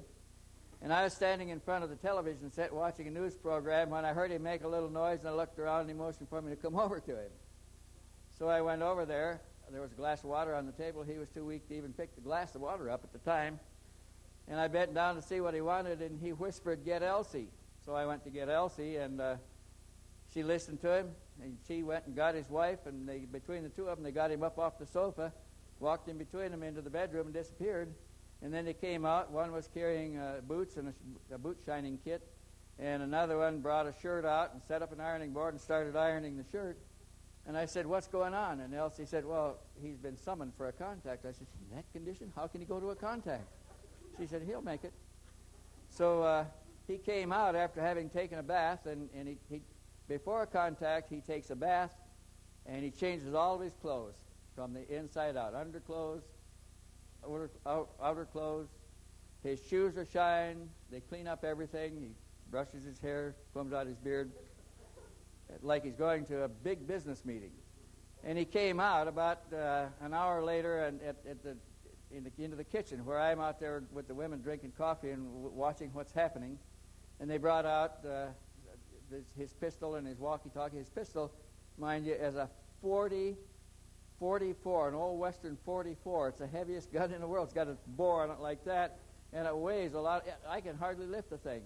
And that's what he carries for protection. He carries it in a big holster on the side. And he took that out, and he sat down at the table, dumped all the bullets out, and looked in the barrel, put the bullets back in again, put it together, put it in his holster. And then he took the walkie-talkie, opened it up, and dumped the batteries out, and put fresh batteries in. Then he put his wife came out with an Air Force B-4 jacket, a blue jacket with a mouton collar, fake fur collar, because it had been raining all day. It had been raining the day before, all night, all this day, and it was still drizzling, lightly raining. There's little raindrops bouncing into puddles that were all over the place because it had been raining so long. So they put this coat on him to protect him from that. He didn't wear anything on his head, and he's standing in front of the stove, which is at one end of this big oak table in the kitchen. I was at the other end at the sink pouring me a cup of coffee. People started coming in the door from work. It's about 6 o'clock now. Well, it was later than that. It was about 8 o'clock. And they were coming in the door from work, and they see him already. They know where he's going. They just look at him and ask a couple of questions and go on about their way. But a few stood there waiting to see when he was going to leave. But he's all prepared, but he hasn't got the final signal of where he's going and when. And finally, I'm just pouring a cup of coffee when he raised his little hand and kind of a wave to them, a salute, and started out the door. He finally got the word. So I set my coffee cup down, and I raced around the table and out the side door. I want to see him go. I missed everything else. I'm going to see it this time. And as I passed the stove, the clock was right over the stove. It said 8:25. I remember that. And when I got to the door, the big dog that was chained on a chain could run right out just close enough to scare the hell out of you, but he couldn't bite you because he was restrained. And I jerked the door open. The dog just missed me, and I went out the door and into a lean-to. It was a lean-to like this that ran about 15 feet to a door that went outside. And I got out into the lean-to to see the door in the end of it closing on his heels. And I ran to the door and jerked it open like that because I'm not going to let him out of my sight. And when I jerked it open, there's 1, 2, 3 footsteps in the mud out there. The ground was soft enough, the mud squished out of the footprints like that. And water was bouncing in, the little drops were bouncing in the puddles all around. Water was starting to run in the first footprint. And there was no fourth footprint. And it was quiet. It was silent. There was no noise out there. There was no light, no beacons, no sound of any kind, and he's gone. And I thought, he couldn't have. How could he could he back up? No, he'd back into me. Did he run around the house? Couldn't run around the house. I even ran around the house to see if he could have. And all I left was slippery, muddy prints out there. And I got all wet waiting for him to come back. And I missed him going, so I want to see when he returns. And I got all wet. I went in and changed clothes, and I put on a raincoat, and I went back out. Was standing outside when there was a telephone call ring in the house, and somebody answered it upstairs and then raised the window and said, it's Billy. He's down. He's over at Eld, and he wants you to come with his wife and Jacobus to pick him up. So we got in the car and splashed through puddles, and the rain was pouring down in some places and just drizzling in others. There was a lot of mud and slipping around on those mountain roads. We went all the way around the mountain, about 18 miles to Eld to pick him up. And when we got there, we found him standing under that little eave. It's only about 3 boards wide, over 3 steps that goes into the side of a guest house. And he's standing under the eave, and he doesn't have any mud on his shoes. He's not wet. His hair's not wet. Dry as could be, and he's been out in the storm for some 45 minutes. It was, when the call came in, it was about 20 after 9, and he went out at 8:25. So he got in the car, and he's obviously dry, and I said, can you tell us anything about what happened? He said, oh, I don't want to talk about it, Mr. Stevens. Now I have to back up a minute because I forgot one thing. When I came in, when I was all wet, and came in the house and changed clothes, and I came downstairs, the Germans were all bunched up in front of their television set there watching something on the screen. So I went in to take a look. And on the screen was black with white letters on it. Had just a big cross, and it said in German, the Pope has passed. The Pope has died. And I said, how did he die? And they said, haven't made any announcement yet, just the music and the sign. The program stopped, the sign, the music, that's all.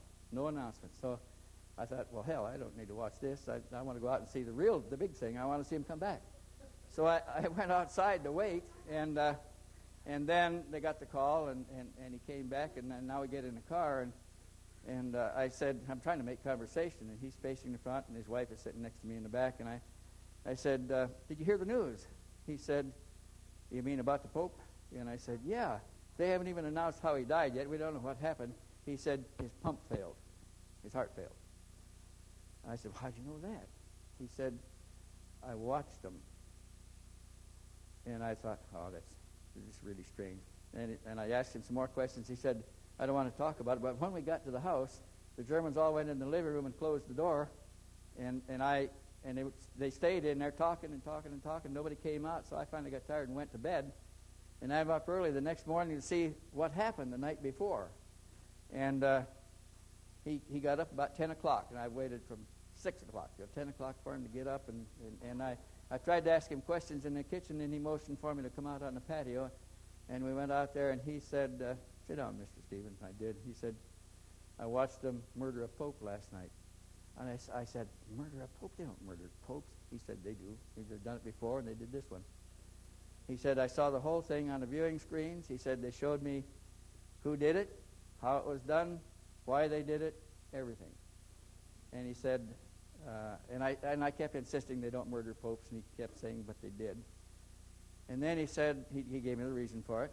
And Then he said, I can tell you something else, Mr. Stevens. He said, the next pope, his successor, will be elected in the largest conclave in history, in the shortest ballot in history. He'll be elected on the third ballot. He'll be the 33rd pope, reign 33 days, and die by the same hand. And I thought, Jesus, now I got something I can really test. So I made very careful notes when I got back to my room. I wrote down exactly what he said, and I brought it home with me. And I showed it to other people, and you know what happened? That next pope was elected on the biggest conclave in history because they had more cardinals than they've ever had. He was elected on the third ballot. The only pope was ever elected on the third ballot. He was not the 33rd pope the way we count popes, so that was wrong, but he died on the 33rd day by a heart failure. The same, in the Catholic dictionary, they have the same description for his heart failure. It's a heart spasm. It's a cramp in the heart. And Meier is telling me on the patio out there that they use the poison that causes the heart to cramp, goes into a cramp. And it only lasts, it evaporates out of the body in the temperature of the blood, the heat of the blood, and is gone in about 10 minutes, but it's long enough for it to kill the body. And no autopsy will detect it. They just die of a cramp in the heart. A heart seizure is what they call it. So exactly that happened. I waited 33 days. 3 days, they elected the next pope, and 30 days later, he died the same way. So that was one thing that I could test, and there's a lot of things like that. Now, I don't want to take all the time here. I've already gone too far with my time. I would kind of block this out because Michael Hesemann, sitting down here, has been to Switzerland. He's met and knows all the principals. Billy's an old friend of his now, many of the other people there. And I'm going to ask Michael to come up and tell you a little bit about how he got into the case and what he thinks of it. And then we'll bring Randy Winters on, he went to Switzerland. He came to us, and he said, I'd like to go to Switzerland and meet your man. What do you think of it? We said, well, what do you want to do when you get there? He said, I'd like to study the spiritual aspects of this thing. And we liked that because we decided early on, we don't know how to deal with the spiritual aspects of it. Let's only test what we can take into a laboratory and test. We'll deal with the physical aspects. So now here's a young guy that's all inspired up and wants to go look into the spiritual aspects that we didn't like a whole lot. And we gave him all the information that we had and called the people in Switzerland, told him he was coming. And Randy Winters went there, and he's going to tell you about what it was like to be in the group. He became a member of the group. But after Michael gets through here, do you want to do it on that, or do you want the lavalier? If you live in a country about 5 hours away from Switzerland, I mean, my city, Düsseldorf, it is logical that you go for investigation in the Billy Meier case. So I got interested very early in the late 1970s through the same people who informed Wendelle. My good old friend Lutz Zinstag, who unfortunately passed away in 1986, and we did a lot of correspondence about the Solzhenitsyn case, which I still follow up. And my good old friend Ilse von Jacobi, who is still alive. She is in the 70s, in the late 70s now. She lives in Munich. And they sent me the first pictures, and I magnified them, and I was very impressed because they looked like big objects. So a long time passed before I went there. And, you know, when in 1979, I was 15 years old. So, okay, I didn't travel, I didn't do research. So about 4 years passed before I went there personally, and I was welcomed by Billy's family, by his wife. I spoke to his children. I spoke to eyewitnesses. And it was the beginning of many, many visits in Hinterschmidt-Rüti. There's no village called Hinterschmidt-Rüti. There's only Schmidt-Rüti. But this little farm behind Schmidt-Rüti, Hinter means behind in German, behind Schmidt-Rüti is Hinterschmidt-Rüti. So it is the mesquite of Switzerland. So I went to Hinterschmidt-Rüti, and after spending hours and hours trying to find it on a map, it was impossible. After having the bright idea that it could be close to Schmidt-Rüti, after trying to find the 4 houses of Schmidt-Rüti, I went to the Billy Meier farm. It was late at night. But fortunately, I got a warm welcome, and I had a look for with hundreds and hundreds of amazing pictures. Really took about 1,100. And if you go one time in your life to Schmidt-Rüte, it is on the road from Winterthur to Turbental in the canton of Zurich. You will have a look at all these 1,100 amazing UFO pictures. But what impressed me much more, because you have to be objective and you have to say that before you do such an in-depth photographic analysis, as my friend Jim Tosso did, of course, theoretically, you can fake a picture. We all know it. You can fake a picture. You can fake a UFO film. If you have the millions of Steven Spielberg, of George Lucas, you can fake it. The problem in the case of Billy Meier is he never had millions. He never even had a few thousand Schweizer Franken. He was a very poor fellow when his contacts happened, and he lived from his retirement from social support because he lost his arm. He was a handicapped person. He had his watch guard job, and he never had a lot of money. Even today, sometimes they can't publish books because they just don't have the money to bring a book out. And I'm not talking about, a quality edition like Wendelle's books. I'm talking about something like, a typewritten, Xerox copied, put together writing. They don't even sometimes have the money to put it together. I mean, the people who made the big money with the Billy Meier case are sitting somewhere in the television stations or whatever, but definitely not in Hinter Schmidt-Rüti. So, anyhow, what impressed me most were the many eyewitnesses. And I spoke with people who cursed Billy Meier, like Hans Jacob, who was a former member, and because he was a fanatic Christian and a fanatic, they have something they call Urgemeinde in Germany. It is something like a new revelation of Christianity. Meier's point of view, that God is just a personification of the creation, he couldn't believe. And for him, Billy Meier turned out to be something like, the Antichrist or the devil, something evil, just because he didn't follow his own thought patterns. And Hans Jakob started to follow channelers who channeled him wonderful message of Yashta command. And he turned to be more and more and more skeptical. And at the end of his career, he died in the 1980s, I think in 1988. After the end of his career, he had visions of Billy Meier being the devil sitting on a motorbike. And, these are the sources of information Karl Korff is quoting. And stuff like that. But even Hans Jacob, when I interviewed him, said, he's evil, but I saw a UFO. Then we have the Schutzbach brothers, which originally were fanatic followers of Meier, and fanatics always are fanatics, so they either follow you, and as long as you please them, they are fanatic followers, and in the other case, they are fanatic opponents, and even they admitted, we have seen something. We don't know how the man did it, but we have seen something.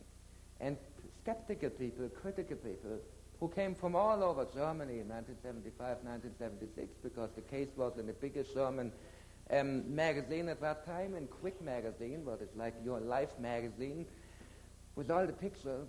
Ilse von Jacobi managed it.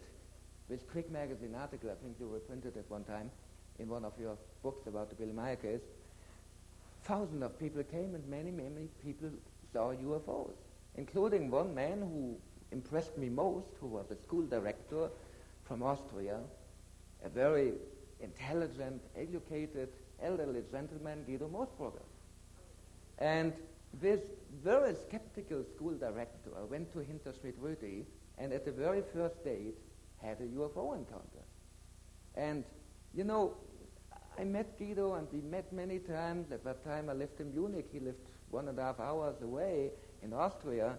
So we met many times, we talked, and we formulated the idea of making a book about the true story of Billy Meier, because there are many popularized versions. The American Billy Meier saga is very far away from the real case. Wendelle gave you the real information, but if you hear stories like, one winter day in Switzerland, the Swiss farmer Billy Meier went out on his bike to, watch his cows when a spaceship came down from heaven. This is not true. He was not a farmer at that time. He became, a member of a farm community in 1979. He was a watch guard. He had a background of being everything from a truck driver to a snake catcher, and he had contacts in his early childhood. So, okay, but I told him, write down the true story of Billy Meier, what he did, and I arranged that he gave lectures all over America and whole life expos. So Guido told me about many experiences that he personally had about, he showed me UFO pictures he had taken by himself when Billy allowed him to go out with him. And he told me a strange story, and I spoke with other eyewitnesses. But one day, it is very similar to the story Wendelle told you. One day, they went, it was a rainy day, and if in Switzerland there's a rainy day, it really is a rainy day. It means it's a day where you can get stuck in the mud, Really, you need good shoes. Yeah. Boots. So anyhow, they went out, and Billy told them to wake and to pick him up, and they waited and waited and waited. It was raining cats and dogs and foxes and whatever's running around in Switzerland. And suddenly, Billy was among them, totally dry. They were wet down to their underpants, freezing, wet socks, everything. And this man appeared in the middle of them totally dry. Not even, just the first drops of rain falling on his leather jacket. His shoes were totally clean. This means he didn't even do one step, because one step in the mud means the shoes are dirty. You haven't been to Switzerland. He has. He can confirm it. So, how did he manage it? How did he do it? I spoke to people who, saw him disappearing in the forest, saw a few minutes later, brilliant, bright objects flying over, coming down, going down in the forest. After about 45 minutes, they went up again, disappearing into the sky, doing strange flight patterns. People photographed it, and then a little later, they heard the sound of the motorbike, Billy Meier coming, approaching. Oh, I had a contact. Come on, we have the landing marks. And they went in the forest, and 3 big landing marks. Each of them about 6 feet in diameter, 3 triangular pattern. How did he make it? And what all these critics forget about is that we have eyewitnesses from all the early contacts who were present. The contacts never finished. He still is in contact, even today in 1994. You have 280 or whatever, I don't know. He gave me the number. He sent me some faxes over, so I can give you the number in a moment, because I told him we will have a meeting. So don't worry, I don't read it all. I only give you the number of the contacts he had. I mean, Brett Elders is not here, so I don't have the reason to read it. But I don't explain you this joke. I don't explain this joke. No, I will not do it. I will just tell you the number, how many contacts he had. But what do we do out of it? What do we do out of it? Something happened. This thing is sure. One thing is sure. Something happened in Switzerland. Something very strange happened. Something nobody can fake. And we have pictures. We have metal samples. We have sound samples. You can fake with $1 million budget. He never had the $1 million budget, and he never had the possibility to get it back. Other people made the money, never Billy Meier. So, what happened? Can we take everything literally? All the contact messages, thousands of pages altogether, can we take them literally? Not really. There's one man, besides Wendelle Stevens, who really understood the Billy Meier case, in my opinion. And this man, we all know him, Professor Jim Deardorff. Jim Deardorff wrote a brilliant analysis on the Billy Meier case, where he says that maybe the contactee scenario is just a preparation for contact and the transmission of information, the transmission of inspiration without influencing mankind, giving us the possibility to step back, giving us the possibility to evaluate, to use our intelligence, because they don't want to be our leaders. They don't want to put pressure on us. They don't want to declare the new gospel, but they want us to find the truth and to search for the truth. And maybe, thank you very much, and maybe this is the reason why we have controversial information. And the funny thing about this is, I wrote exactly what I told you in my new book, which came out in German, and Billy read it, and Billy loved it. He reprinted the chapter in my book in his magazine, so he must have, we are in very good terms, even after this. So he must have the feeling that this is not totally untrue. The aliens want us to find out the truth for ourselves. So if you have the information like George Adamski is a charlatan, I don't believe it. Because I checked it out. I spoke with the eyewitnesses, Madeline Ordifer, Bill Sherwood. I just met Bill Sherwood in New York the last time. George met him too, George Bongiovanni. So I spoke to many eyewitnesses, and I know for sure Adamski had real contacts, the same type of scenario. He had real contacts. So we have to evaluate the information. We shouldn't wait for any revelation from up there. They don't want us to be listeners. They don't want us to be true believers. They don't want us to wait for a new gospel spread by the cosmic Messiah. They want us 10 minutes. No, only 2. They want us to check it out for ourselves.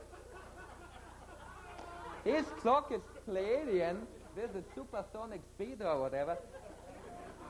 They want us to check it out. And that's why I tell all of you, ladies and gentlemen, before I give you the number of contacts, check it out for yourself. Don't believe nothing. Don't believe what I tell you. Don't believe what Wendelle tells you. Don't believe what the Pleiadians or the Arcturians or the people from Orion or Zeta Reticuli tell you. Check it out for yourself. Because this is the first step to cosmic consciousness, to real understanding. It is the first step to becoming adults as members of a cosmic family. In the moment we are the kindergarten of the universe. And to become adults, we have to find out the truth for ourselves. And they don't want to be our leaders. And they don't want us to say, leaders, give us the orders, we follow you blindly. They are not the gurus, and we are not the cult members. But we have to become people who find out the truth by ourselves. And we can only solve the global problems by ourselves. And we can only make the next step in human evolution by ourselves. And we can only find out the truth by ourselves. And they will not give us the revelation, they give us a big puzzle to trigger our intelligence, because we are intelligent enough to find it out. The number of contacts is, at this time, late 1994, 250 official contact reports are in evidence. And 250 contact reports are in the library of the FIGU, of the Free Interest Group for Ufology and Spiritual Studies, and Hinterschmidt will be in Switzerland. We had it, Billy Meier of this group. It is a very active group in Switzerland. They collect all the information. I can invite every one of you who comes to Switzerland to go there, get information in English and German.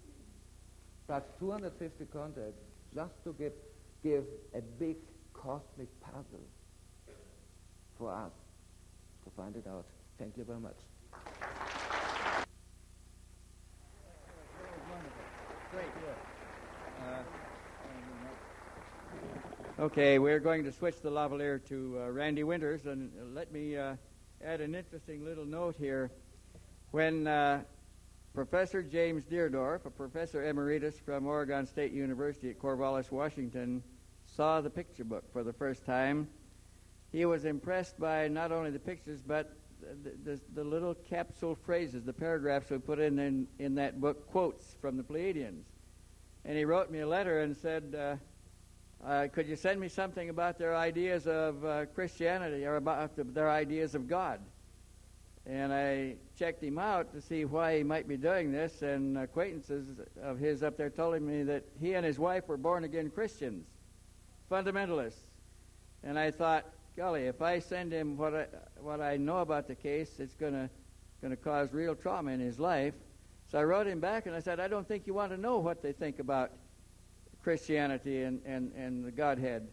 And he said, well, he wrote back again and he said, well, tell me anyway. So I sent him a little bit. And it did disturb him, and it piqued his curiosity enough that he went out and bought copies of all the versions of the New Testament that he could find. And then he bought all of the histories that he could find on the writing of the New Testament. Then he bought concordances. Then he bought versions in the original languages. He spent 2 years studying what he already thought he believed, and he studied the history of the New Testament and found that the books were not written in the order that they are in the New Testament, a whole lot of things. And then he got down to the mysterious document, the Talmud, that the Pleiadians kept making reference to. And when I read the Talmud the first time, I decided I'm not going to touch this with a 10-foot pole. Sounds like another gospel. Sounds like this guy's trying to foist off another new gospel on us. That's not my bag. We'll test what we can test physically and forget the rest of it. So I sent him some more information. He began writing Switzerland and getting information around me. And he kept studying. And he was looking for contemporary events reported in the Talmud because he found very few or none in the original books of the New Testament. And he thought if he could find contemporary events reported in the Talmud, it would indicate that it might have preceded the books of the New Testament. And he ended up, having concluded his study 2 or 3 years later, publishing his Talmud or his Celestial Teachings, which was his analysis of his 3-year study now of the mysterious document. And then he wanted to publish the Talmud also, but we had a whole lot of trouble getting Meier to approve the publication of the Talmud. That it wasn't going the way he wanted it to go, but we finally did, and they come together. But Jim Deerdorf is a staunch supporter of the case. He's no longer a born-again Christian. He has a bigger and better philosophy than he ever had at that time. He felt constrained in the belief system at the time because he kind of felt bound into it. And the belief system he has now is much freer and much open. And this isn't to criticize Christianity. They do a lot of good things. I'm a Catholic myself. And I think the churches they perform a great service in our society. Now, speaking of the spiritual aspects of this thing, we decided we can't deal with it. We don't know enough about it. But a young man came to us one time, said he wanted to go over there and study the spiritual aspects. Could we get him an introduction so he could talk right to Billy? And we made a couple of telephone calls, and Randy Winters went over there to see what he could find out about what they thought and believed. So with that, we got him suited up. Let me bring Randy Winters on. He has written his own book on the case now, and he'll carry it from here. Well, I think I'm wired up. Am I on?